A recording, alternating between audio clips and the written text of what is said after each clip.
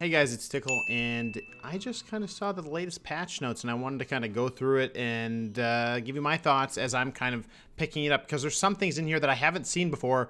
I'm not sure, maybe I missed them, but even in the PvP section, there's some pretty significant changes, even to rated Battlegrounds, that I'm actually pretty hyped about.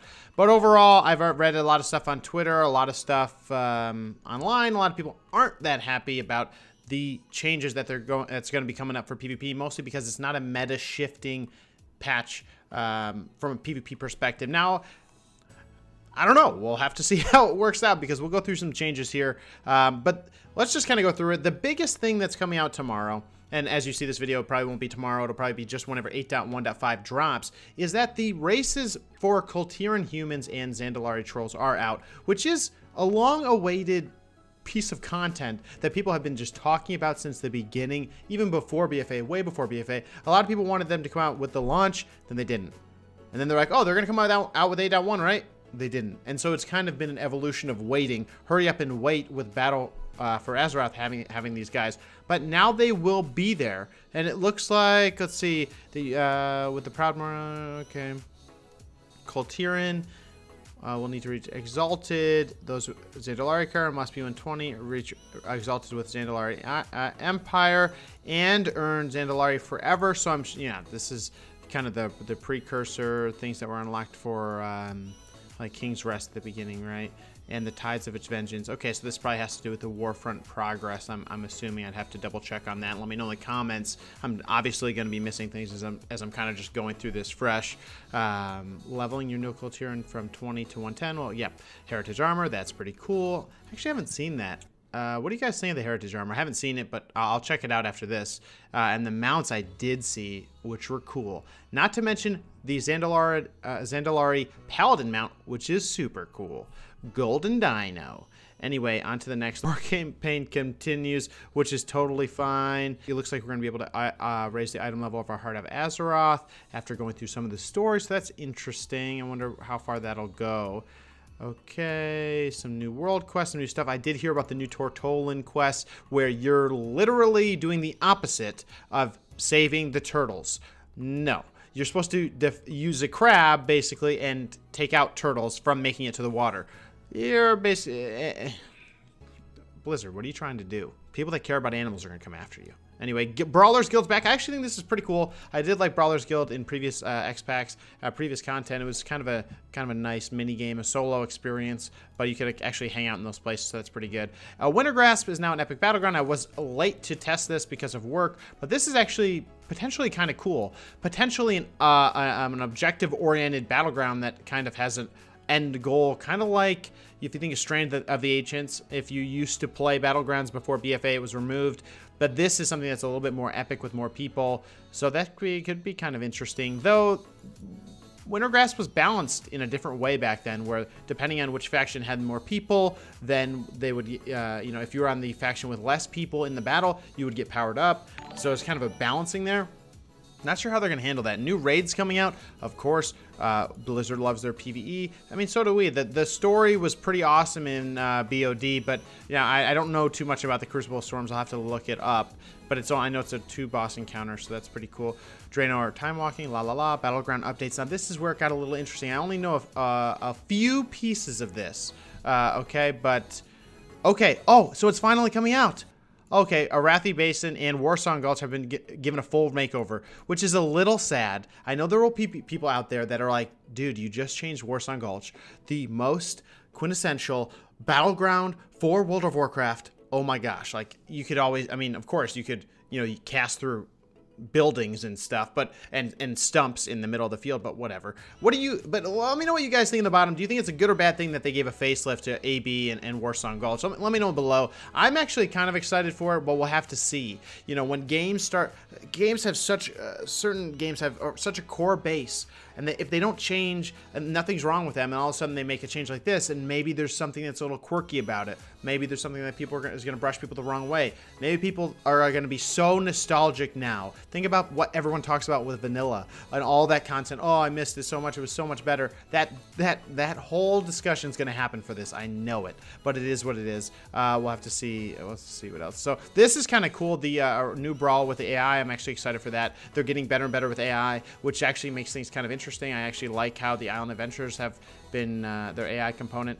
Pat Battles looks like there's new stuff coming out. New portal rooms. I do have a video. Check the description below for the new portal rooms. They are deleting portals, which is a little sad. People kind of are focusing on the revamp of how it looks, which I did too, and it actually looks so cool. And the positioning of it in Orgrimmar is no longer underneath near Ragefire Chasm. It's now at the entrance of Org, which actually makes more sense, I think, and is less confusing. But they are deleting portals. That's actually a big deal for traversing the world. And if you like the fact that you're going to have to fly way farther to get to Caverns of Time, if you're going to have to fly and get way farther to, I think the Dark Portal is one of the ones that isn't there. So it's going to be a lot more traversing the world, which is kind of good and bad. Well, let me know what you think in the comments below. It's a big one. That's a big one. I think that could cause some problems, but we'll have to see. Holiday updates, Darkmoon Fair, okay. La la la, let's keep going. Achievements. Characters. Oh, this is kind of cool. The number of limit of the number of characters on a realm has been removed. Okay, so now you can put all 50 characters on one realm. Oh my gosh, holy alts, Batman. But it's kind of nice, I guess. Some people probably have that. Okay, so into classes. Aspect of the turtle can now be canceled by pressing the button a second time. That's actually useful. This stuff, you know, I think this is the way that Mage's Ice Block works now, and that didn't used to be that way. You used to have a macro to cancel it. Now it looks like you can press it twice. That's good. Wraithwalk can be canceled using such items like a trinket, like Malediction Trinket. Druid, mana cost reduce of entangling roots. Hibernate, okay. Ooh, Incarn now grants you astral power. That's actually pretty nice. Okay, okay, so that's Boomkin, I believe. Instantly, oh yep, there it is. That's actually pretty cool. That's actually pretty nice for balanced druids. I mean, before you had to kind of store it up and then dump it. So, okay. All right. That makes that burst a little bit more on demand. Okay. Juggernaut pets. La, la, la. Bonnie shot. Duration. Root duration increased. Okay. All right. That's cool. Barb shot. Oh, no. Beastmaster hunters are coming back. Barb shot bleed now ignores target's armor. Okay. That's interesting. So it looks like BM's getting a little bit of a buff ski. And again, this isn't PvP. This is just general things. Marksman explosive shot now blows up after 3 seconds. Okay. Survival, no, whatever. Windwalker, if your primary target of Fist of Fury is dead or despawns, a new primary target will be picked. That's okay. For PvE, that's probably a nice thing to have, especially for Mythic Pluses, where that primary target probably died and it wasn't that good. So that's actually useful. Okay. The stacking buff is canceled when an encounter begins. That's interesting. Avenging Wrath now causes 2 critical strike. Oh, that's actually nice all the way around. I mean, oh, but for Red Paladin, too nice. Red Paladins are doing a ton of burst damage in PvP right now, so that's very interesting. Now, the Holy Shot crit is nice for Holy Paladins. That means they're going to definitely get their procs, which is going to make their Holy Light cast speed go faster, or your Flash of Light cast do more. But that's pretty interesting. Blessing of Freedom, mana cost reduced. Okay. Blinding Light, whatever. Mana cost. Okay, so mana down. Priest, Dispel Magic. Okay, so they're getting mana cost reduction as well, which is kind of good. Psychic Scream, Shackle. These aren't things you're spamming too much. Dispel Magic definitely would be. Mind Control mana increased. Okay, so it's going to punish you more for doing that CC, so you're going to have to make that kind of decision on if you want to use mana for healing or for CC. Holy Symbol of Hope, channel time is reduced to 5 seconds. Was 6. Is now affected by haste. Okay. Okay, so Holy has not been seen in the PvP scene too much. They got the super greater heal thing, casting ability, which was just being spammed, and that's the only thing they were using, and it was actually effective, but you still don't see too many.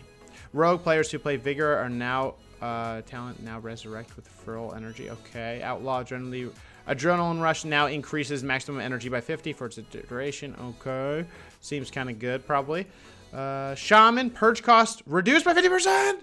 Hell yeah, brother. That's awesome, because that purge was in a tough spot in the current state. You could not purge spam as much. Some classes probably like that. A shaman. This is awesome. Earth Grab Totem, mana reduce. Okay, that's useful for Resto. Ascendance is now additionally causes instantaneous heal. Okay, that's useful. That means a tick right away. Okay. No longer replicates healing spirit. Okay. Earthbind now it costs more. Okay, no, not that big of a deal. Warlock Demonology, Demonic Core now is prettier. Can no longer be used if you don't have any wild imps. Nice. Implosion can no longer show the numbers. Okay. Oh, that's awesome. Can now show the number of active imps. That's actually useful. I was playing my Demonology Warlock and I had no idea how many imps I had out. Someone suggested a weak aura, but you know what? This is super. That's nice. That's very nice. Okay, it looks like there's a changes to some Azerite and some Azerite pieces here. You can see Monk Windwalker, Glory of Dawn. Now it deals additional damage during that. Okay, that's just a change. But enhancement, Rolling Storm, which was one of the stronger Azerite traits in the current state for Enhance, and Enhance is in kind of a tough bucket, causes you to gain Stormbringer, which is the proc of Stormkeeper, every 20 seconds, and causes your Stormbringer empowered Storm Strikes to deal additional damage. That's actually really useful. This is the area where Enhanced Shaman are focusing their damage is on their Storm Strikes, which kind of, you know, makes sense. And this is something, okay, so this is a stackable one now that we could use. Now we're gonna have to see, it doesn't give us very much information on the additional damage, but that's the type of thing that seems to be going in the avenue they want Enhanced Shaman going, is pumping Storm Strikes and having those procs do a lot of damage. So that's actually good news. A lot of people were even stacking the Thundurian's Fury Totem because it gave it additional Storm Strike damage. So now just take more Storm Strike damage through Rolling Thunder and giving you a proc. That's actually pretty cool. All right.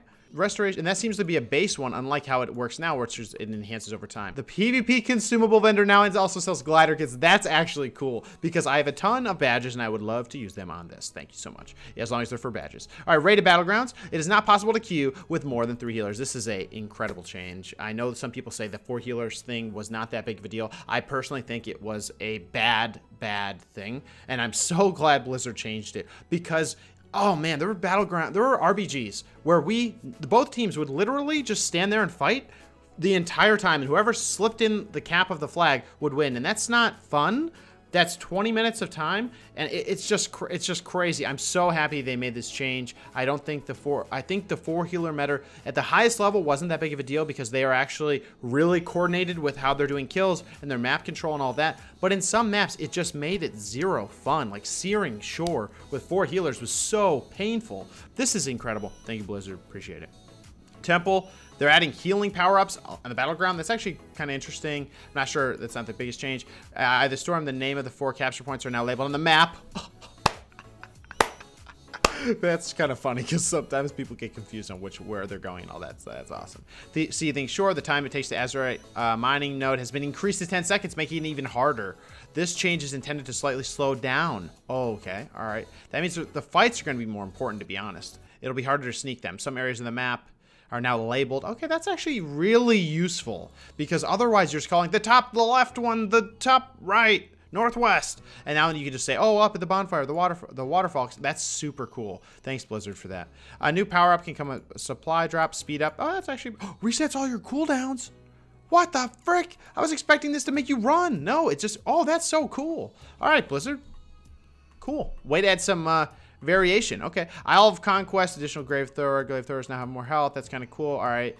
The Ritual Summoning should no longer fail. That's awesome.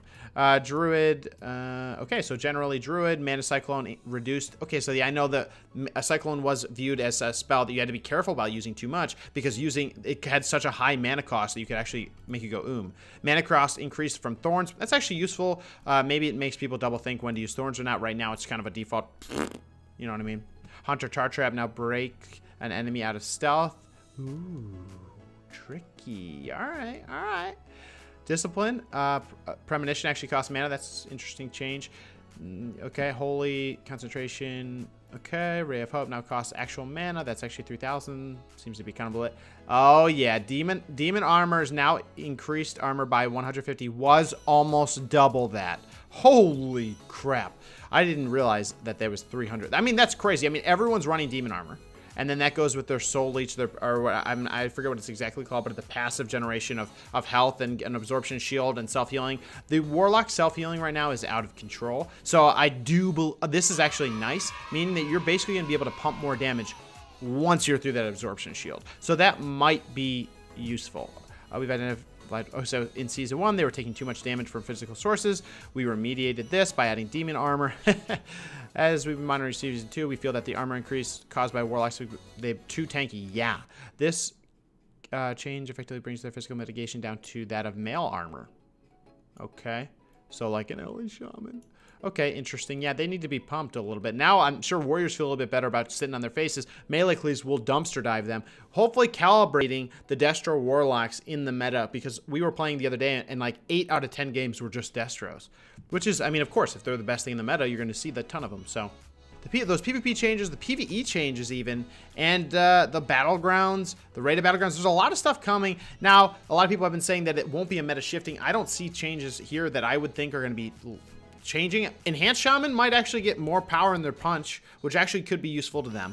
I see the nerf to Warlocks. We might see a change there. We might defensively. People will focus them now. I guarantee it. We were almost not focusing them because of how much survivability they had, but that is what it is. Guys, with that being said, let me know in the comments below what you think. This is literally my first time going through this stuff. Let me know what you think, and then as this season is going on, as this new patch comes out, let me know how it works out, and if you think anyone here needs to know anything about different specs, comps. It looks like BM might be coming back a little bit. We'll have to see how it goes. But guys, we'll see you later. Thanks everyone for your huge support in all the streams, specifically you sponsors out there. Appreciate you guys so much for that, joining the YouTube channel. Guys, we'll see you in the next video or on the next stream.